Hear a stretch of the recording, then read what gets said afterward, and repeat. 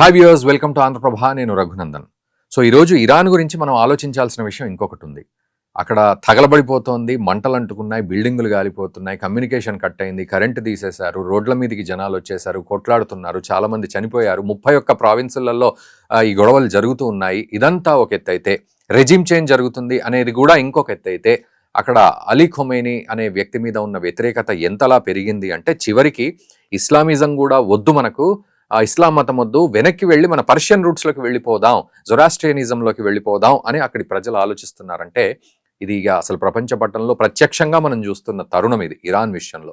So ప్రపంచమంతా ఇస్లామోఫోబియాలో భయపడి ఇదంతా మారిపోతుందేమో అని భయపడుతున్న తరుణంలో ఇస్లామిజం ఎక్కువగా ఉన్న ఇరాన్లో ఈరోజు పర్షియన్కి వెళ్ళిపోదాం, మనం జొరాస్ట్రియనిజంకి వెళ్ళిపోదాం అనే ఒక వెనక్కి వెళ్ళే అడుగులు భవిష్యత్తుకు వేస్తున్నారు అంటే ఇది నిజంగా ఒక అద్భుతమైన పరిస్థితి అనే చెప్పాలి. దీన్ని మనం ఎలా అర్థం చేసుకోవాలి? ఇది ఒక పాజిటివ్ యాంగిల్లో అర్థం చేసుకోవాలా, లేకపోతే ఒక నెగిటివ్ యాంగిల్లో అర్థం చేసుకోవాలా అనేది కూడా ఇక్కడ కొంత స్ప్లిట్ ఉంటుంది ఖచ్చితంగా. ఎందుకంటే ఇప్పుడు నడుస్తున్న ఇస్లాం పద్ధతులు, అక్కడి పద్ధతులన్నీ కూడా చాలా టఫ్గా ఉన్నాయి అనేది అక్కడ మహిళలు కానీ మిగతా వాళ్ళు చెప్పే పరిస్థితులు ఉన్నాయి. అక్కడ వాళ్ళ జీవన విధానంలో చాలా టఫెస్ట్ రూల్స్ ఉన్నాయి అనేది. సో 1979 ఇరానియన్ రెవల్యూషన్ కంటే ముందు చాలా అద్భుతంగా ఉండేది, ఫ్రీడమ్ ఉండేది అని. సో ఆ కాలానికి వీళ్ళు వెళ్ళిపోదాం అనే ప్రయత్నం చేస్తున్నారు అంటే వాళ్ళు ఏం కోరుకుంటున్నారు? సో నిజంగా అది సాధ్యమేనా? ఇది ప్రపంచ పట్టణంలో ఎట్లాంటి తరుణం అనేది మనం మాట్లాడదాం. మనతో పాటు విశ్లేషకులు ఆర్ఎల్ఎన్ రావు గారు ఉన్నారు. వారిని అడిగి ఈ అంశానికి సంబంధించిన విషయాలు తెలుసుకుందాం. ఆర్ఎల్ఎన్ రావు గారు, నమస్తే అండి, వెల్కమ్ టు ఆంధ్రప్రభ. నమస్కారం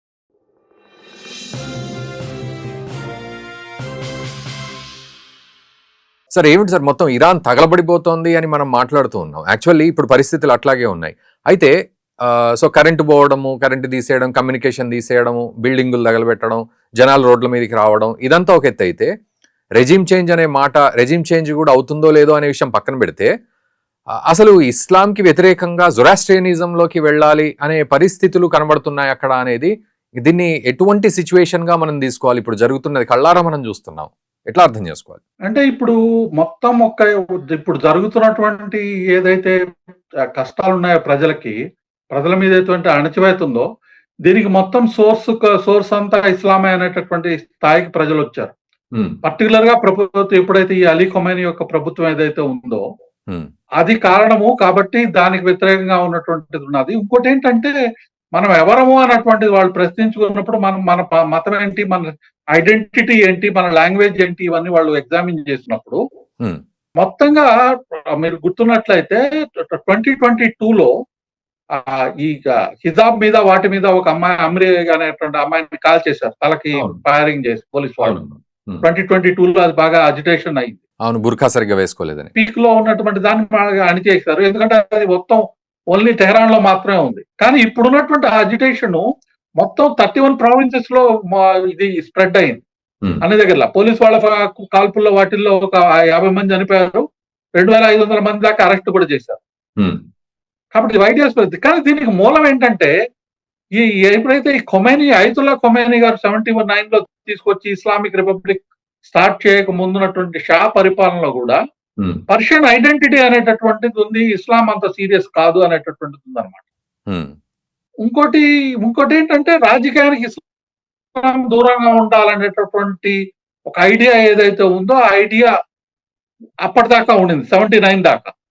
అందువల్ల లేడీస్ కి బాగా ఫ్రీడమ్ ఉండడం, మీరు అప్పటి పిక్చర్స్ ఇప్పుడు అంతా చూస్తూ ఉంటారు, బోత్ ఇరాన్ లో గానీ ఇరాక్ లో గానీ అన్ని ప్రాంతాల్లో కూడా. అది ఇప్పుడు ఉన్నటువంటి వాళ్ళందరూ చిన్నప్పుడు, పెద్దవాళ్ళందరూ చిన్నప్పుడు అది చూసినటువంటి వాళ్ళు. ప్లస్ ఈ అడ్మినిస్ట్రేషన్ యొక్క సోర్స్ ఏదైతే ఇస్లాం ఏదైతే ఉందో అది పూర్తిగా అణిచివేయడం. అంటే పర్షియన్ మాట్లాడడానికి లేదు. మీరు ఎంతవరకు వెళ్తుందంటే, మీరు పేరు పెట్టుకున్నట్లయితే ఆ పేరు కానీ, ఫర్ ఎగ్జాంపుల్ ఇరాన్ లో సైరస్ అని పెట్టుకోవడానికి లేదు. అంటే ఇండియాలో చంద్రగుప్తుడు అనే పేరు పెట్టుకోవడానికి లేదు, లేదా కృష్ణదేవరాయలు అని పేరు పెట్టుకోవడానికి లేదు, మనం లేదా రుద్రమదేవుడు అని పేరు పెట్టుకోవడానికి లేదు అన్నటువంటి స్థాయిలో అన్నమాట. అటువంటి స్థాయిలో ఒకవేళ పేరు పెట్టుకున్నట్టయితే గవర్నమెంట్ వాళ్ళు యాక్సెప్ట్ చేయరు.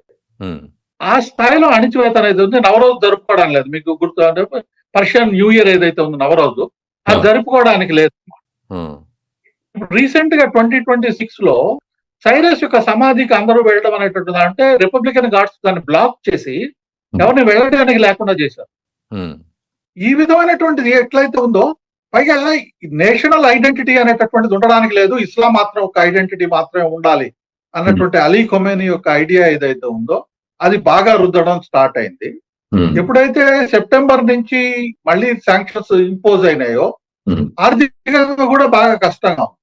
కాబట్టి ఇది మొత్తం అనేటటువంటిది మీరు రోడ్లో ఇది ఇచ్చినటువంటి మొత్తం అజిటేషన్ కానీ స్లోగన్స్ కానీ ఇవన్నీ క్లియర్ కట్ గా మనం ఎట్లయితే మన స్వాతంత్ర సమరంలో మన వందే మాత్రం ఎలా వచ్చిందో అదే విధంగా మన పర్షియన్ ప్రజలు వాళ్ళ రూట్స్ కి వెనక్కి వెళ్తున్నారు. ఓకే, వాళ్ళ అసలు ఒరిజినల్ మతం ఏంటి, మా ఒరిజినల్ సంస్కృతి ఏంటి, వీటి వెనక్కి వెళ్తున్నారు.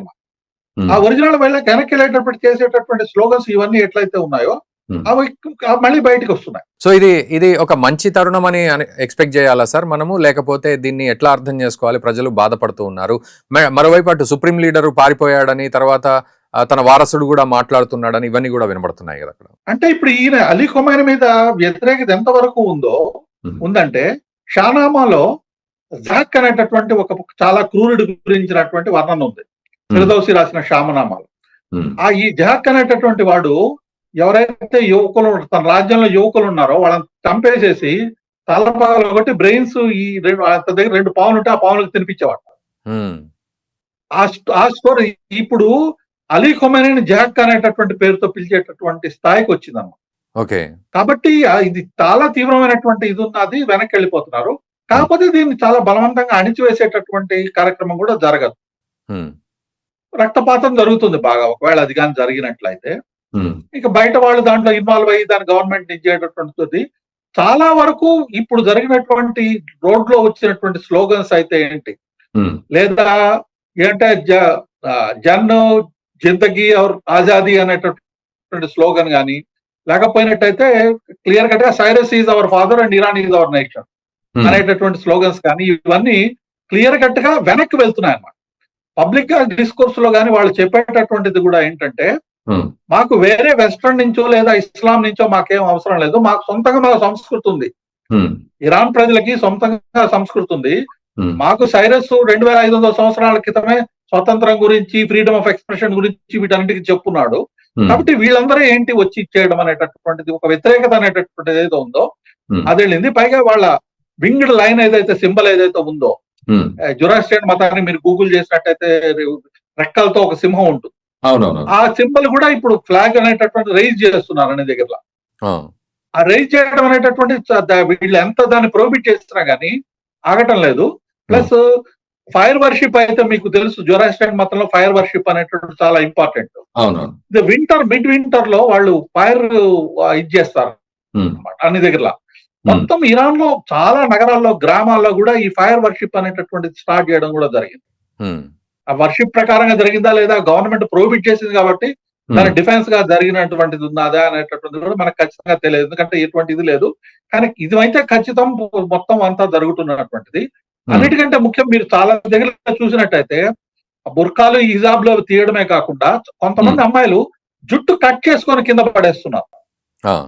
That is also clearly one of the Persian Zoroastrian way of doing protest అన్నమాట. సో ఈ ప్రొటెస్ట్ మొత్తము ఇన్స్పిరేషన్ ఇరానియన్ నేషనలిజం నుంచి, జొరాస్ట్రియన్ మతము వాళ్ళ సంస్కృతి నుంచి వచ్చినటువంటి ఇన్స్పిరేషన్ ప్రకారంగా ఇది జరుగుతోంది.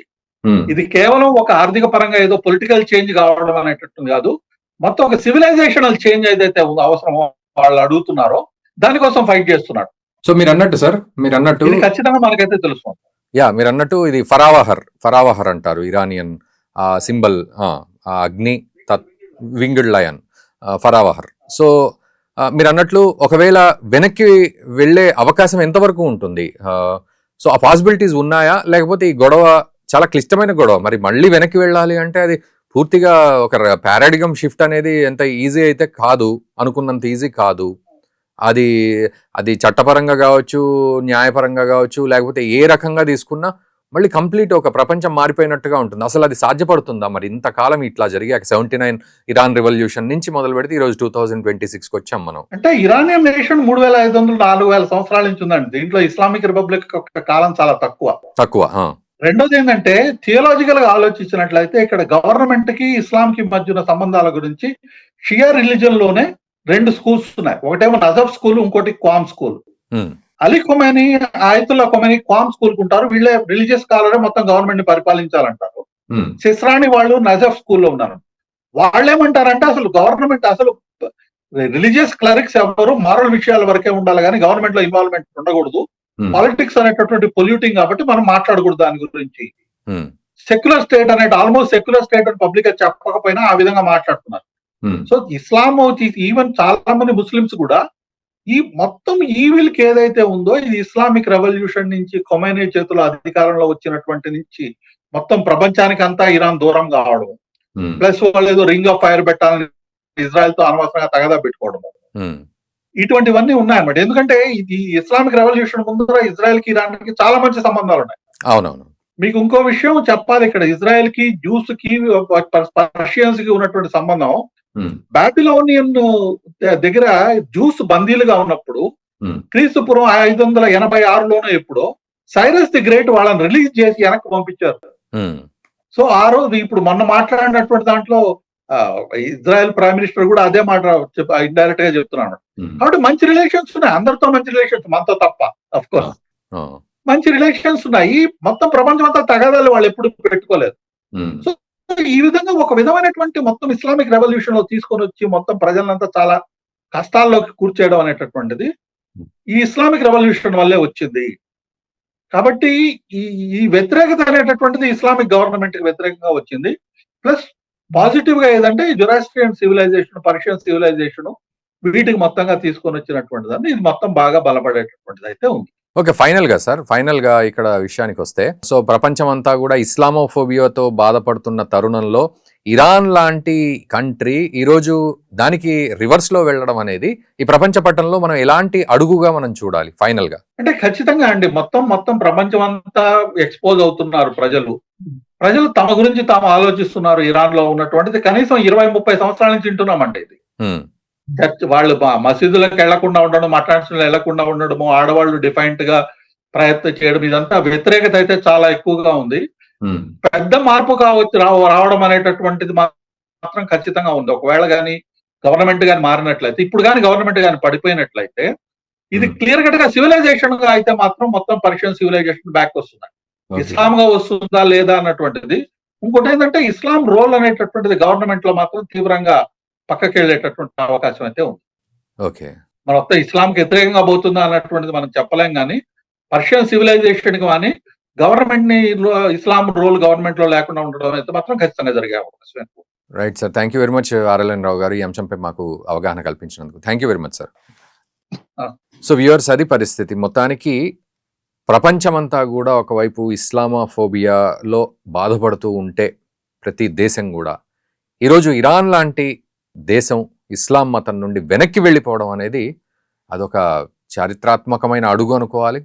అండ్ ఇది భవిష్యత్తుకు ఎలాంటి ముందడుగు అని కూడా మనం ఆలోచించాలి అనేది ఒక్కసారి ఇక్కడ నిజంగానే ఆలోచించాల్సిన పరిస్థితి. ఏమిటి, ఇస్లాం నుంచి జొరాస్ట్రియనిజం వైపు వెళ్ళడం, పర్షియన్ మూలాలకు వెళ్ళడం ఇరాన్ అనేది ఒక కీలకమైన అడుగు, భవిష్యత్తును నిర్దేశిస్తుంది ఇది.